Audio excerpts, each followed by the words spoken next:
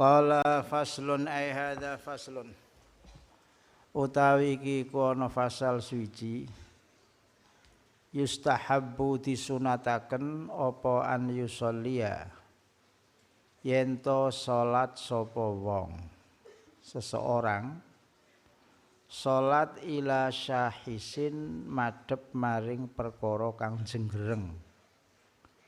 Jenggereng itu tegak. Jadi sebaiknya sunatnya itu sholat jangan menghadap ruang terbuka tapi mendekat kepada sesuatu yang berdiri tegak, apa itu tembok, apa itu tiang, sebagai apa? Sebagai sutroh, sebagai aling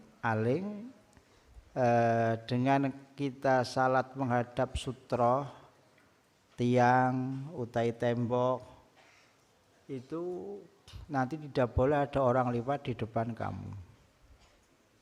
Jadi ketika ada orang lewat di depan kamu, kamu berhak untuk mencegahnya dengan cara dihadang dengan tangan kamu. Dan kamu tidak dikenai denda apabila masalah dia luka atau gimana, karena dia yang salah. Saya sudah sholat menghadap tiang, kok dia masih melodos. Tapi sutroh yang dianggap itu ada syaratnya, tingginya tidak kurang dari 2/3 zira. Tingginipun mboten kirang dari 2/3 zira. 1 zira itu 46,2 cm. Kalau 1 zira 46,2 cm, kalau 2/3 ini pun pinten? Kalau kurang berarti wujudnya dianggap tidak wujud. 36 cm. 36 cm. Kalau kurang berarti tidak dianggap wujudnya seperti tidak wujud.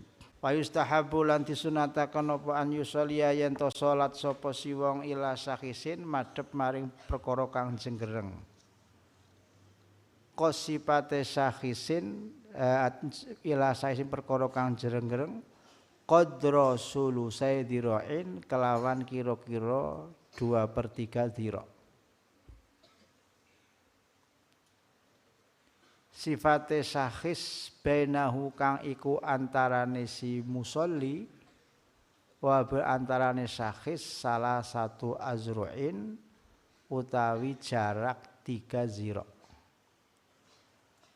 Salah satu azru' utawi jarak 3 zira, fama mongko jarak dunu kang sak ngisore 3 zira. Dunu kang sak ngisore 3 zira. Dunu mabni dhammah qablu ka ghairu ba'du hasbu awalu. Jadi tingginya itu pinten? 2/3 zira. Jaraknya antara kamu dengan sutrohnya itu tidak boleh lebih dari 3 zira. 3 zira ke bawah.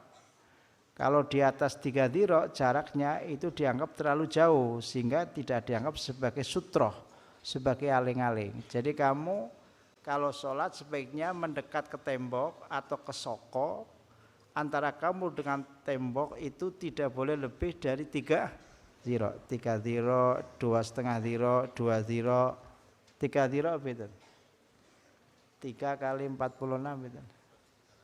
138 cm, 1 meter lebih. Itu baru dianggap. Lah sekarang kalau tidak ada tembok, tidak ada soko, jenengan menancapkan teken aso, gharaza ason, kamu membawa apa? Teken ditancapkan. Atau mungkin bawa kopernya didirikan di depan kamu. Koper kamu jadikan sebagai sutroh. Lah kalau tidak ada fa in lam yajid mongko lamun ora nemu sapa musollihu ing sakhis. Fa in lam yajid mongko lamun ora nemu sapa musollihu ing sakhis basato moko nggelar sapa musolli musolan ing sajadah. Lah kalau tidak menghadap tembok, tidak menghadap saka, tidak ada tokat atau teken yang ditancapkan, walhasil tidak ada barang yang bisa dijadikan sutro semacam koper. Atau kalau sholat di jalan, pinggir jalan, mobilnya kamu jadikan apa? Sutro, jadi kamu menghadap apa?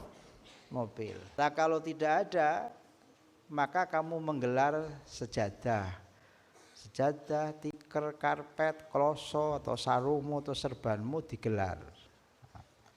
Digelar, jadi kalau ada orang sholat sudah di atas gelaran sajadah, itu berarti orang itu seolah menghadap kepada sutro. Kamu yang di luar sholat tidak boleh melodos nginjek sejadahnya orang tadi, paham nggih?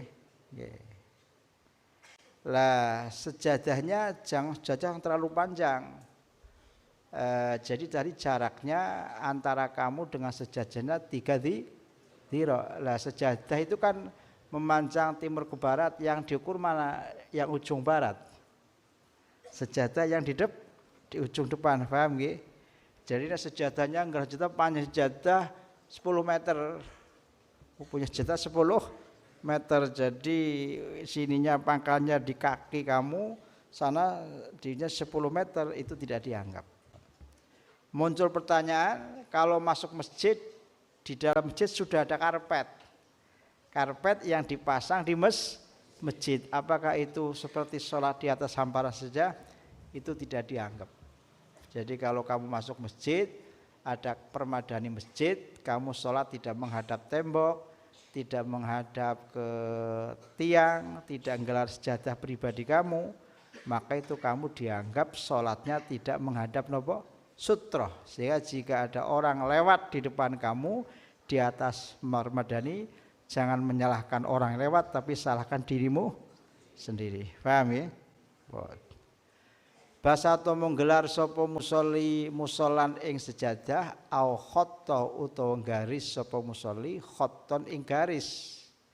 Garisnya bisa memanjang, bisa malang. Ngerti malang nggih? Jadi nek orang nemu sejadah lembu pakai garis, nulis garis, wae kapur sret. 3 sret. Bisa ke sana, bisa apa? Ke sini, tapi lebih baik mujur, ngerti mujur betul? Mujur ke barat, jangan ke utara dan ke timur. Itu namanya al-khotton. Lah setelah kamu melakukan hal itu, sholat menghadap tembok, sholat menghadap tiang, atau kepada tongkat yang kamu tancapkan, atau gelar sejadah, atau pakai garis, kok ada orang lewat, kamu sunat menolak orang itu, jangan biarin.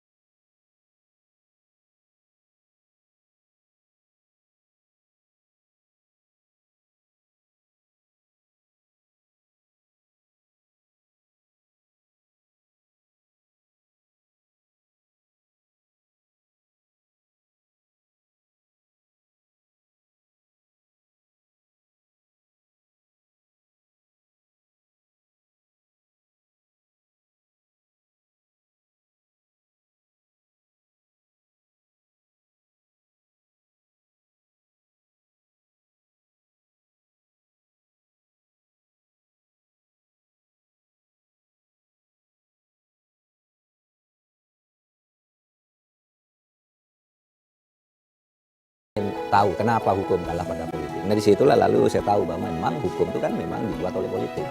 Energi politik jauh lebih besar dari energi hukum. Sehingga pada saat S3 saya kembali ke ilmu hukum, mempertemukan 2 ilmu ini, yaitu ilmu politik hukum.